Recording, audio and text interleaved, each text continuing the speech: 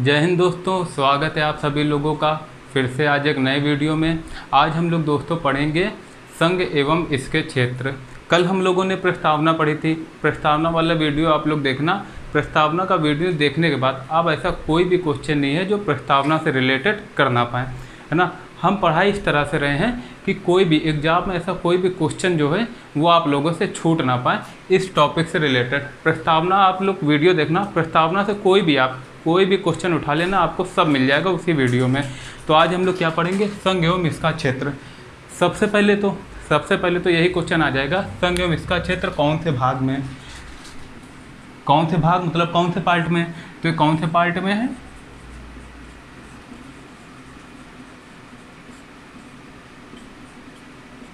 Part 1।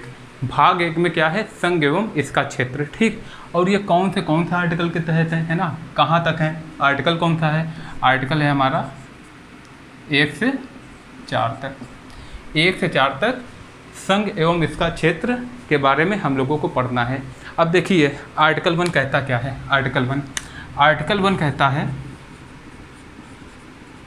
कि India यानी भारत। देखिए सबसे पहले अगर ये क्वेश्चन आ जाए कि इंडिया या भारत किस आर्टिकल में नाम लिया गया है, या किस आर्टिकल में इंडिया या भारत, अपने जो देश है उसको इंडिया या भारत कहा गया है, तो किस में कहा गया है, आर्टिकल 1 में, ठीक। आर्टिकल 1 कहता है इंडिया यानी भारत राज्यों के समूह के बजाय, मतलब बजाय राज्यों के समूह के राज्यों का संघ होगा। अब देखिए इसका मतलब क्या, संघ दो प्रकार के हैं, एक होता है फेडरल, एक होता है यूनियन, ठीक। दोनों का ही मतलब होता है संघ, हिंदी में दोनों का मतलब संघ होता है, लेकिन फेडरल और यूनियन में अंतर है। फेडरल कौन है, फेडरल अमेरिका है, और यूनियन कौन है, यूनियन इंडिया है। आखिर इंडिया यूनियन क्यों है, संघ क्यों है, और अमेरिका फेडरल क्यों है, इन दोनों का मतलब हम लोग जानते हैं। फेडरल का मतलब होता है कि जो राज्य है वो कभी भी देश से, राज्य जो है कभी भी संघ से अलग हो सकते हैं ना, उनका अलग झंडा होता है, अलग संविधान होता है। अगर संघ को कोई भी संशोधन करना है या किसी भी राज्य की सीमा में परिवर्तन करना है या राज्य के नाम में परिवर्तन करना है तो उसको राज्य की अनुमति लेना, राज्य की मंजूरी लेना अनिवार्य है। जबकि यूनियन क्या है, यूनियन का अर्थ होता है जो राज्य जो है, मतलब कि जो हमारा देश के कौन है, संघ का मतलब इंडिया जो है, इंडिया राज्यों के समूह के बजाय राज्यों का संघ होगा। क्या होगा, राज्यों का संघ होगा। तो इससे देखिए मोटा मोटा दो बात पता चल जाती है कि एक तो हमको आर्टिकल 1 से पता चल गया देश का नाम, क्या पता चल गया, एक तो हम लोगों को आर्टिकल 1 से पता चल गया कि देश का नाम क्या लिया गया है, इंडिया, जो कि भारत है ना। और दूसरा हम लोगों को क्या पता पड़ा, दूसरा हम लोग को पता चल गया कि राज पद्धति कैसी होगी। राज पद्धति हमारी कैसी है, यूनियन है, मतलब जो हमारा ये है ये यूनियन है, फेडरल नहीं है। ये अच्छे से समझ में आ गया। डॉक्टर भीमराव अम्बेडकर जी ने भी कहा था संविधान सभा में, जो हमारा देश है, हमारा देश अमेरिका के अपोजिट, मतलब अमेरिका की तरह नहीं है। इसमें जो है वो राज्यों को संघ से अलग होने का अधिकार नहीं है। मतलब जो राज्य है वो, हमारा जो देश है, जो हमारा संघ है, वो किसी राज्यों के समझौते का परिणाम नहीं है, किसी भी राज्य के समझौते का परिणाम नहीं है। यानी कि संघ जब चाहे किसी भी राज्य की सीमा में परिवर्तन कर सकती है या उनको समाप्त कर सकती है ना। ये छोटी सी चीज़ आपको समझ में आ गई होगी। अब आर्टिकल 1 के तहत देखिए और क्या क्या चीज़ है। आर्टिकल 1 में क्या क्या कहा गया, आर्टिकल 1 में 3 चीज़ें कही गई हैं। एक तो कहा गया है राज्यों का संघ, ठीक, राज्यों के क्षेत्र, ठीक, एक तो ये आ गया। दूसरा है संघीय क्षेत्र, संघ क्षेत्र मतलब जिसको कहते हैं संघ शासित प्रदेश, ठीक। और एक आता है अर्जित क्षेत्र, मतलब ऐसे क्षेत्र जो भविष्य में भारत का हिस्सा बन सकते हैं, है ना, या भारत को उपहार में मिल सकते हैं, या युद्ध के जरिए भारत जी सकता है, या किसी संधि के द्वारा भारत में मिलाए जा सकते हैं, वो क्षेत्र ये आर्टिकल 1 के तहत आते हैं, है ना। तो हम लोगों ने आर्टिकल 1 का मतलब अच्छे से समझ लिया। अब हम लोग समझेंगे आर्टिकल 2, ठीक। क्या समझेंगे हम लोग, आर्टिकल 2। आर्टिकल 2 में देखिए क्या, पहले आप लोग इतना नोट कर लीजिए, है ना। अब हम लोग दोस्तों देखते हैं आर्टिकल कहाँ से कहाँ तक हम लोगों को पढ़ना है, 1 to 4, ठीक, 1 to 4। 1 हम लोगों ने समझ लिया है। अब हम लोग कौन सा पढ़ेंगे, आर्टिकल 2। आर्टिकल 2 क्या कहता है, आर्टिकल 2 संसद को यह शक्ति देता है, मतलब संसद जो है विधि के द्वारा भारत में नए राज्यों का प्रवेश, है ना, मतलब ये देखिए बाहरी राज्यों का, भारत में नए राज्यों का प्रवेश जो है भारत में नए राज्यों का प्रवेश से संबंधित है।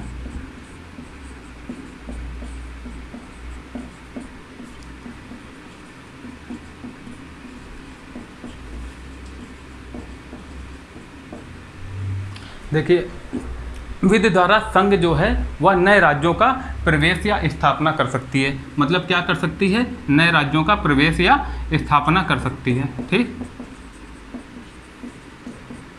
ये आर्टिकल 2 कहता है। देखिए आर्टिकल 2 और 3 में कन्फ्यूजन बहुत होता है। आर्टिकल 2 जो है वो भारत के क्षेत्र में नए राज्यों का, मतलब भारत के अंदर नहीं, भारत में नए राज्यों का, मतलब भारत की सीमा से बाहर के नए राज्यों का प्रवेश या स्थापना कर सकती है।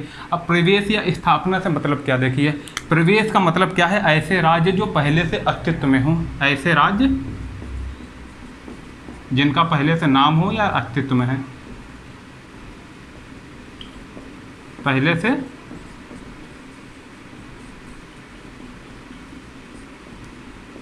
अस्तित्व में हो, ठीक। और देखिए स्थापना मतलब नए राज्य जिनका कोई अस्तित्व ना हो, पहले से नया नया राज्य बना के अपने भारत में स्थापना करती गई है, ठीक। ये हो गया हमारा क्या, आर्टिकल 2 के तहत, है ना। तो क्या हुआ, नए राज्यों की स्थापना, मतलब जो पहले अस्तित्व में नहीं है उनका स्थापना करना, ठीक। अब ये हो गया आर्टिकल 2। अब हम लोग देखेंगे आर्टिकल 3, जब तक आप लोग ये नोट कीजिए। अब हम लोग देखते हैं आर्टिकल 3 के बारे में। आर्टिकल 3 क्या कहता है, आर्टिकल 3 जो है, आर्टिकल 3 संबंधित है भारत के राज्य क्षेत्रों के पुनर्सीमन से संबंधित है, मतलब भारत के, मतलब संघ के राज्य क्षेत्रों के पुनर्सीमन से संबंधित है। संघ के शब्द याद रखना, वो था संघ में प्रवेश से संबंधित, मतलब नए राज्यों का प्रवेश। और आर्टिकल 3 क्या कहता है, संघ के राज्य क्षेत्रों का पुनर्निर्धारण या पुनर्सीमन से मतलब है जो संघ है वो राज्य के किसी भी क्षेत्र में, या तो किसी राज्य का जो है, किसी राज्य का क्षेत्र घटा सकता है, ठीक। जैसे कि क्या, किसी भी राज्य का क्षेत्र घटा सकता है, किसी भी राज्य का क्षेत्र बढ़ा सकता है, दो राज्यों को आपस में मिलाकर उनका क्षेत्र बढ़ा सकता है, जैसे कि दादरा नागर हवेली और कौन सा, दमन और दीव को आपस में मिला के एक केंद्र शासित प्रदेश बना दिया गया। बिहार से छत्तीसगढ़ को अलग कर दिया गया, ठीक। बिहार से झारखंड को और मध्य प्रदेश से छत्तीसगढ़ को, उत्तर प्रदेश से उत्तराखंड को, और 2014 को वो तेलंगाना को आंध्र प्रदेश से अलग किया गया, है ना। तो कुल मिला के ये जो है आर्टिकल 3 जो है वह संघ के क्षेत्रों का, जो संघ के राज्य क्षेत्र हैं या केंद्र शासित प्रदेश हैं, उनके पुनर्सीमन से संबंधित है। तो ये आप लोग ये अच्छे से समझ गए। आर्टिकल जो 2 है, आर्टिकल 2 का मतलब है नए राज्यों के प्रवेश से, है ना। नए राज्यों के प्रवेश कैसे, ऐसे जो पहले अस्तित्व में हो या जिनको स्थापना, मतलब जिनको स्थापित करके अपने देश में मिला लिया जाए, ठीक। ये आप लोग इतना समझ गए। अब आर्टिकल 3 देखिए क्या कहता है। आर्टिकल 3 कहता है कि जो संघ हैं, संघ के जितने भी राज्य हैं उनका पुनर्सीमन जो है संसद जो है, संसद के द्वारा ही किया जा सकता है। संसद कर सकती है, किसके द्वारा, विधि के द्वारा, ठीक। तो अगर आ जाए आर्टिकल 3 में जो राज्यों का, संघ के राज्य क्षेत्रों या केंद्र शासित प्रदेशों किसी का भी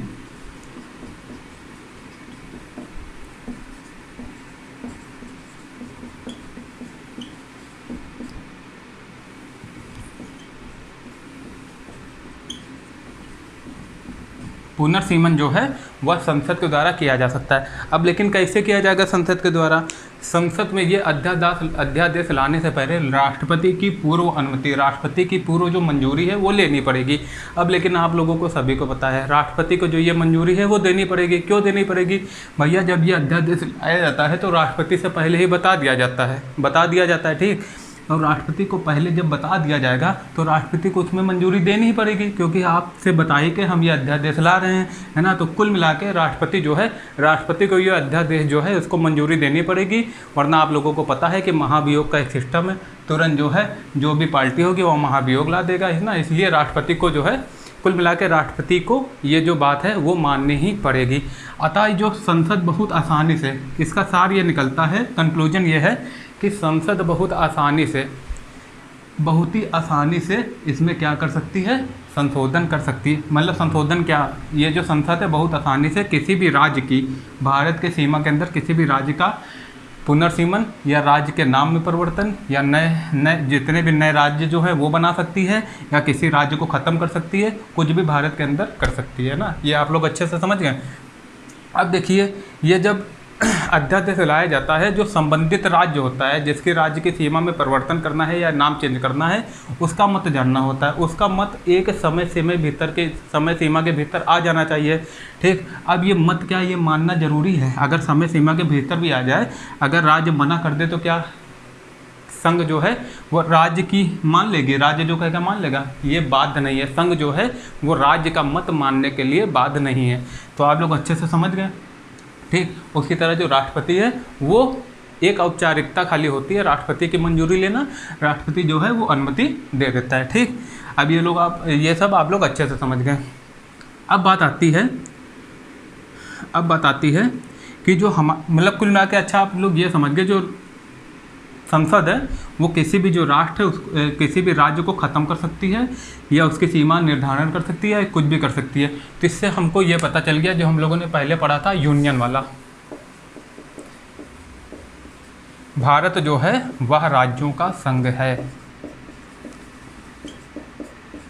भारत राज्यों का संघ है, ना कि राज्यों का समूह।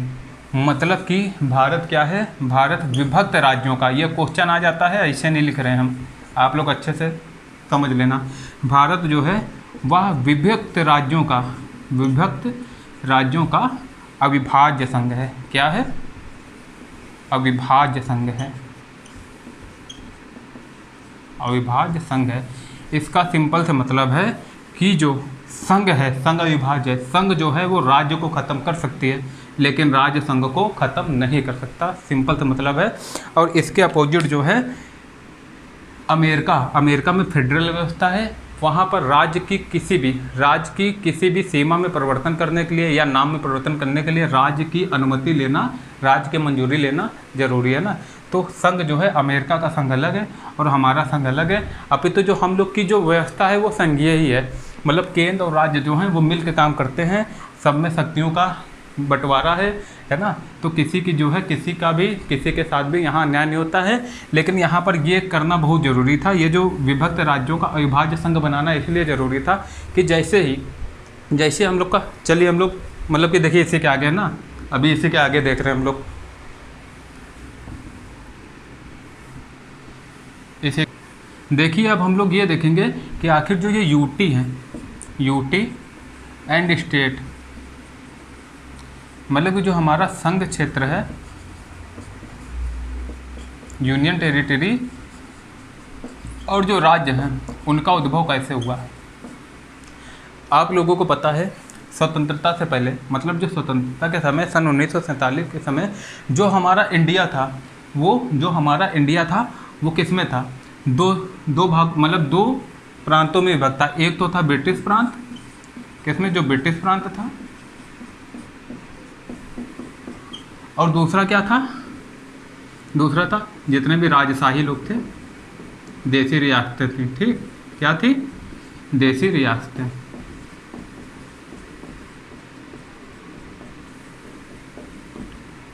अब जब स्वतंत्रता अधिनियम, जब भारत और पाक का विभाजन हुआ, भारत अपना स्वतंत्र हुआ, ठीक, जब भारत अपना स्वतंत्र हुआ, भारत स्वतंत्रता अधिनियम 1947 पारित हुआ। कौन था?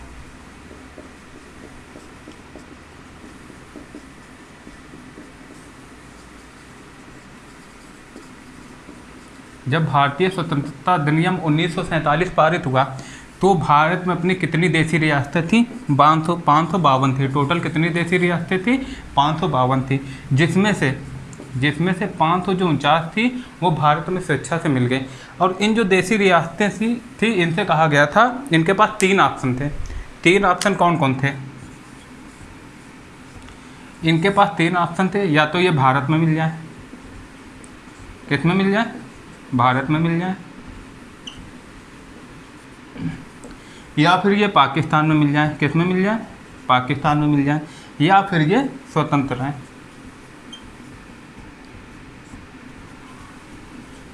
ठीक, शुरू में ये सब करना जरूरी था, है ना, तो किया गया।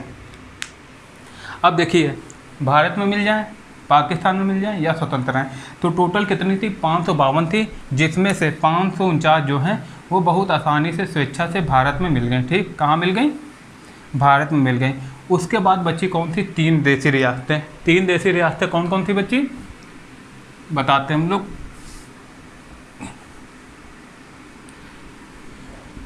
तीन देशी रियासतें बची, एक हमारी बची हैदराबाद। देखिए सब क्वेश्चन आते हैं ना, आप लोगों को जो क्वेश्चन है वो सारे इसी से मिल जाएंगे। हैदराबाद, दूसरा है जूनागढ़, और तीसरा है जम्मू एंड कश्मीर। कौन सी, जम्मू एंड कश्मीर। ये 3 रियासतें थीं। तो जो हैदराबाद था, हैदराबाद को पुलिस कार्यवाही के अब देखिए, अच्छा एक क्वेश्चन आ जाएगा, जो भारत में देशी रियासतों के विलय का जनक किसे कहा जाता है, तो किसे कहा जाता है, वल्लभ भाई पटेल। किसे कहा जाता है, वल्लभ भाई पटेल। वल्लभ भाई पटेल जी को देशी रियासतों का एकीकरण का जनक कहा जाता है। तो उन्होंने ही क्या किया, वहाँ पर पुलिस भेजी हैदराबाद में, जिसका नाम दिया गया ऑपरेशन पोलो। कौन था, पोलो, ऑपरेशन पोलो, इसका नाम दिया गया। ऑपरेशन पोलो के तहत, मतलब पुलिस कार्यवाही के तहत हैदराबाद को अपने इंडिया में, भारत में मिला लिया गया। जूनागढ़ में क्या हुआ, जूनागढ़ कह रहा था कि हमको पाकिस्तान में मिलना है, पाकिस्तान में, लेकिन वहाँ पर क्या किया गया, जनमत संग्रह करवाया गया, जनमत संग्रह करवाया गया। ठीक, जनमत संग्रह से जूनागढ़ जो है वो भारत में मिल गया। उसके बाद जम्मू एंड कश्मीर, वो था मुस्लिम बाहुल्य राज, और यहाँ के राजा थे हिंदू राजा हरि सिंह। इन्होंने क्या किया, इन्होंने कहा कि हम स्वतंत्र रहेंगे। ठीक है, इनसे कुछ नहीं कहा गया, लेकिन वहाँ से पाकिस्तान ने भेज दिए आतंकवादी, है ना।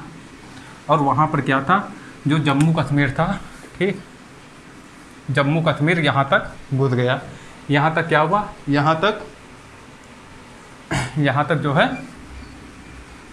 तक जो है वो जम्मू कश्मीर जो है, जम्मू कश्मीर में जो पाकिस्तान घुस गया। अब जो यहाँ पर राजा हरि सिंह थे, उनकी हालत ख़राब हुई। उन्होंने तुरंत आनंद फानन जवाहरलाल नेहरू जी के पास क्या किया, जवाहरलाल नेहरू जी के पास एक पत्र भेजा, एक अपना भेजा, है ना, अपना पत्र भेजा, और उनसे कहा कि हमें जो है इंडिया में वो मिला लीजिए, हमें इंडिया में मिलना है। तो फिर अब वल्लभ भाई पटेल जी ने कहा ऐसा कैसे मिला दें, पहले तो आप इतनी आनाकानी कर रहे थे, है ना, हमने क्या। अब जब आपको लगा कि आपकी जो है पूरी जो रियासत है वो ख़त्म हो जाएगी, आपको के ऊपर पाकिस्तान जो है वो गलत तरीके से आधिपत्य कर रहा, अपना अधिकार करना चाह रहा है, तब आप हमारे पास आ रहे हो। तो वल्लभ भाई पटेल और जवाहरलाल नेहरू जी ने कहा कि आप हमें एक विलय पत्र, एक जो पत्र है विलय पत्र, उसमें आप लोग साइन कीजिए, आप जो है साइन करके दीजिए कि हमें भारत का भाग बनना है। ठीक, तो फिर जो हरि सिंह थे उनको उन्होंने क्या किया, इस पर साइन कर दिया गया। भारत ने अपनी फोर्स भेजी और पाकिस्तान को खदेड़ा वहाँ उनके आतंकवादी को, और जम्मू कश्मीर को इंडिया का, भारत का अभिन्न अंग बना लिया गया। पीओके जो है, पीओके जिसको हम लोग इसको पीओके के नाम से जानते हैं, यहाँ पर पाकिस्तान ने यहाँ तक अपने फोर्स भेज दी थी। तो ये जो हिस्सा है वो आज़ाद तरह से, मतलब स्वतंत्र रूप से अभी भी हमारे पास है, और ये जो है इसको भी भारत का ही हिस्सा माना जाता है। ये भारत का ही हिस्सा है जिस पे पाकिस्तान जो है अवैध रूप से कब्जा किए हुए हैं। ठीक, अब इतना समझ में आया। तो हम लोग ये समझ गए, हैदराबाद को ऑपरेशन पोलो के द्वारा, जूनागढ़ को जनमत संग्रह के द्वारा, और जम्मू एंड कश्मीर को किसके द्वारा, विलय पत्र के द्वारा। ये क्वेश्चन आ जाते हैं, है ना, इसका आंसर आप लोगों को पता होना चाहिए। अब एक क्वेश्चन और बनता है, आखिर ये जो राज्य है, ये मतलब कि ये जो यूटी और जो राज्य हैं, स्टेट, इनका विलय कैसे हुआ, ये कैसे बने ना, तो हम लोग थोड़ा आगे देखते हैं ना। अब देखिए, जो यूटी और स्टेट है, इनका जो उद्भव है वो कैसे हुआ।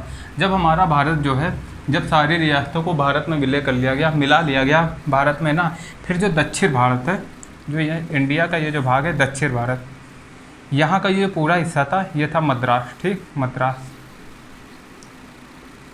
यहाँ से मांग उठने लगी, यहाँ जो इस समय जो क्षेत्र है आंध्र प्रदेश ऊपर की तरफ, ठीक, ये जो क्षेत्र है आंध्र प्रदेश, ठीक, यहाँ पर जो है मांग उठने लगी एक भाषा के आधार पर नए राज्य की, क्योंकि जो मद्रास में जो यहाँ पर जो लोग थे वहाँ पर तेलुगु जो भाषा था वो ज़्यादा बोला जाता था।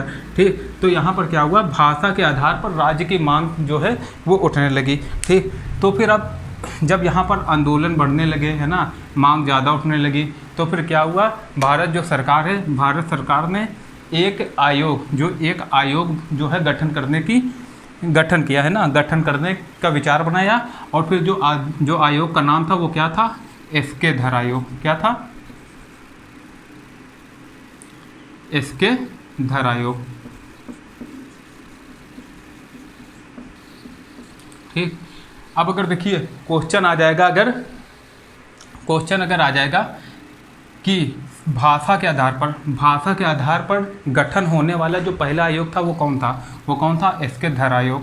और ये जो आयोग है ये 1948 में बना और इससे रिपोर्ट मांगी गई, और इस आयोग ने रिपोर्ट क्या दी कि भाषा के आधार पर राज्यों का गठन करना सही नहीं है, प्रशासनिक आधार पर राज्यों का गठन जो है वही रहने दिया जाए और वही किया जाए, उसी हिसाब से राज्यों को चलाया जाए। फिर क्या हुआ, ये जो था ये किया गया। ठीक, उसके बाद क्या हुआ, फिर क्या हुआ, एसके धर जो आयोग है ये 1948 में इसका गठन किया गया। ठीक, तो अगर क्वेश्चन आ जाए कि भाषा के आधार पर गठन करने वाला जो पहला आयोग था, जो उसका नाम क्या था, वो कौन था, एसके धर आयोग जो थी, यही जो कमेटी थी यही गठित की गई थी। अब उसके बाद क्या हुआ, फिर भी आंदोलन जो है रुका नहीं। ठीक, फिर भी जो है वो आंदोलन क्या था, रुका नहीं। फिर एक कमेटी बनाई गई, कौन थी, जेवीपी समिति।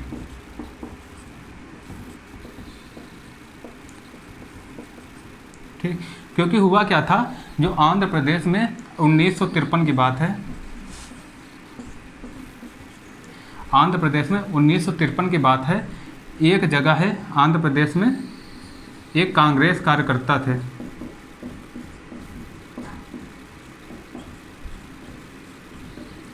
रामुल्लू, उनका नाम क्या था, रामुल्लू। उनकी क्या थी, उनका क्या था, 56 दिन के अनशन के बाद, उन्होंने कितने दिन का अनशन किया, 56 दिन का अनशन, और 56 दिन की भूख हड़ताल के बाद उनकी मृत्यु हो गई। तो वहाँ से मांग और उठने लगी। ठीक, उसके पहले एक जेवीपी समिति बनाई गई थी, जिनमें कौन कौन था, ये क्वेश्चन आ जाता है, जो जेवीपी समिति बनी थी इसमें कौन कौन था, तो इसमें कौन थे, जवाहरलाल नेहरू, फिर कौन थे, वल्लभ भाई पटेल। ठीक, और एक थे हमारे पट्टाभी सीतारमैया।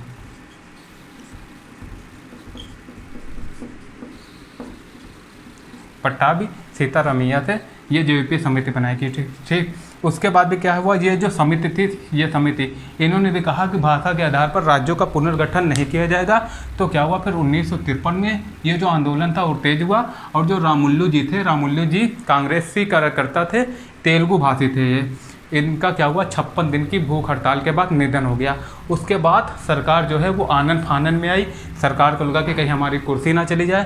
सरकार ने फिर क्या किया, एक जो आयोग है वो नया आयोग गठन किया, उसका नाम था फजल अली आयोग। कौन सा आयोग था, फजल अली आयोग।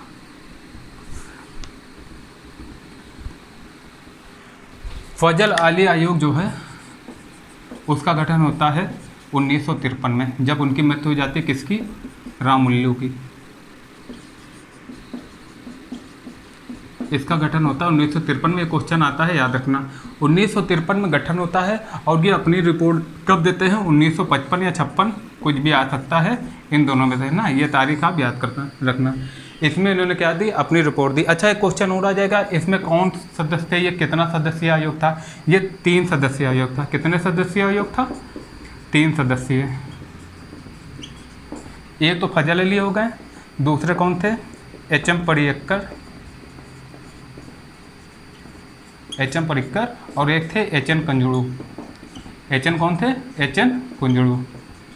ठीक, तो अगर ये कभी क्वेश्चन आ जाए कि फजल अली आयोग कितने सदस्यीय था, ये 3 सदस्यीय आयोग था, और इसके एक सदस्य तो यही थे फजल अली जी, और बाकी 2 कौन थे, एक तो एच.एम. पडिक्कर और दूसरे थे एच.एन. कुंजड़ू। इसके बाद क्या हुआ, इन्होंने क्या कहा कि ठीक है, जो भाषा के आधार पर जो है वो आयोग जो है, आयोग का भाषा के आधार पर राज्य का पुनर्गठन किया जाएगा, लेकिन भाषा जो है, भाषा ऐसा नहीं होगा कि किसी राज्य को भाषा के आधार पर मान्यता दी जाए, मतलब कि भाषा ही सब कुछ कर दिया जाए, हर आदमी कहीं भी रह सकता है बिना किसी, है ना, एकता जो विविधता है, भारत की एकता है, जो सांस्कृतिक एकता है, विविधता की जो एकता है ना, उसका सम्मान किया जाएगा, है ना। लेकिन क्या किया गया, जो भाषा के आधार पर राज्य का पुनर्गठन जो है वो मान लिया गया। अब देखिए हुआ क्या, हुआ ये कि जैसे ही आंध्र प्रदेश का गठन होने वाला हुआ, आंध्र प्रदेश है ना, ये हुआ, वहाँ से फिर हर जगह से मांग उठने लगी, हर जगह से क्या था, हर जगह से मांग उठने लगी कि अब हमें भी राज्य चाहिए, हमें भी चाहिए। फिर क्या हुआ, गुजरात, जितने भी गुजराती भाषी थे वो महाराष्ट्र से, बम्बई से अलग हुए। बम्बई से कौन बने, बम्बई से अलग होकर बने कौन, एक गुजरात और दूसरा मुंबई, मतलब कि महाराष्ट्र। दूसरा क्या बना, महाराष्ट्र। पहले ये पूरा बॉम्बे प्रांत था। ये कब बना, 1960 में। इसी तरह गोवा, गोवा जो था वो 1962 में गोवा को जो था आज़ाद करा लिया, किससे, पुर्तगाल से। ठीक, केंद्र शासित प्रदेश बनाया गया 1962 में। 61 में पुर्तगाल से वो आज़ाद करा लिया गया था गोवा को। और फिर 1987 में गोवा को एक पूर्ण राज्य का दर्जा दे दिया गया। इसी तरह सिक्किम को जो था, सिक्किम को भी 1974 में अपने भारत में मिला लिया गया। सिक्किम की कहानी ये थी कि उधर जो तिब्बत राज्य था, तिब्बत में चाइना जो था, चाइना अपना आक्रमण किया जा रहा था, तो वहाँ पर लोग बच नहीं रहे थे। लोग बचेंगे नहीं, भाग रहे थे, तो वहाँ पर कौन आंदोलन करेगा। जो तिब्बत को जो था चीन अपने उसमें मिला ले रहा था, अपने साम्राज्य में। तो सिक्किम को जो है वो टेंशन उठी। सिक्किम ने क्या सोचा, सिक्किम ने भारत से कहा कि हमें अपने राज्य में मिला लीजिए, मतलब एक बात उठी। तो भारत ने क्या किया, एक संशोधन किया, कौन सा, 35वां संविधान संशोधन। ठीक, 35वां संविधान संशोधन, कॉन्स्टिट्यूशन अमेंडमेंट किया। उसके जरिए सिक्किम को क्या किया, सिक्किम को एक संबद्ध राज्य का दर्जा दिया। लेकिन फिर सिक्किम को लगा भारत तो बहुत ही अच्छा देश है, इससे पूरी तरह से इसमें विलय होकर पूरी तरह से इसका अंग बनकर हमें और ज़्यादा फ़ायदा मिलेगा। तो फिर सिक्किम ने ये बात इंडिया से रखी। और सिक्किम में एक वंश का तब शासन था, चोंग्याल वंश। ये क्वेश्चन आ जाता है, कौन सा वंश था, चोंग्याल वंश। उसको सिक्किम के लोगों ने ख़त्म किया। ठीक, ये वंश का समापन हुआ वहाँ। और फिर एक नया संविधान संशोधन होता है 36वां। इसके जरिए सिक्किम को एक पूरा राज्य का दर्जा दे दिया गया, पूरी तरह से भारत में मिला लिया गया। ठीक, तो आज के लिए दोस्तों इतना ही। हम लोग प्रस्तावना पढ़ चुके हैं, संघ एवं इसका राज्य क्षेत्र अच्छे से पढ़ चुके हैं। कल हम लोग नागरिकता सिटीजनशिप पढ़ेंगे, जो कि 12 से 35 तक है। कहाँ तक है, 12 से 35। और भाग कौन सा है, भाग 3। कल हम लोग बहुत अच्छे से देखेंगे ना। तब तक आप लोग इसको अच्छे से एक बार रिवीजन कर लेना, है ना, और अच्छे से पढ़ लेना। ठीक, एक एक चीज़ जो है इससे आपको समझ में आ जाएगी। आप लोग एक चीज़ और करना, ये जो हमने आपको बताया है गोवा कब अलग हुआ है ना, उसी तरह कुछ और है, जैसे कि तेलंगाना 2 जून 2014 को भारत से अलग हुआ। और अगर पूछ देंगे कि मैसूर, कर्नाटक का पहले नाम क्या था, मैसूर था। ऐसे पूछ देंगे कि उत्तर प्रदेश का पहले नाम क्या था, संयुक्त प्रांत था। कुछ भी पूछ सकते हैं। उत्तराखंड का क्या नाम था, उत्तरांचल था। ठीक, इसी तरह पूछ देंगे बिहार से वो कब अलग हुआ, बिहार से झारखंड, तो बिहार से झारखंड और मध्य प्रदेश से छत्तीसगढ़ और उत्तर प्रदेश से उत्तराखंड 2000 में अलग हुए। ठीक, ये सब आप लोग पढ़ लेना। ठीक, अब हम लोग कल आप लोग से मिलेंगे, है ना, नागरिकता चैप्टर में, जिसमें हम लोग अच्छे से एक ऐसा पढ़ेंगे कि कोई भी चैप्टर जो है, कोई भी जो टॉपिक है वो उसमें ना छूटे। ठीक है, तो फिर आप लोग अच्छे से पढ़िए, रिवीजन करिए, कंसिस्टेंट होकर पढ़िए। जय हिंद।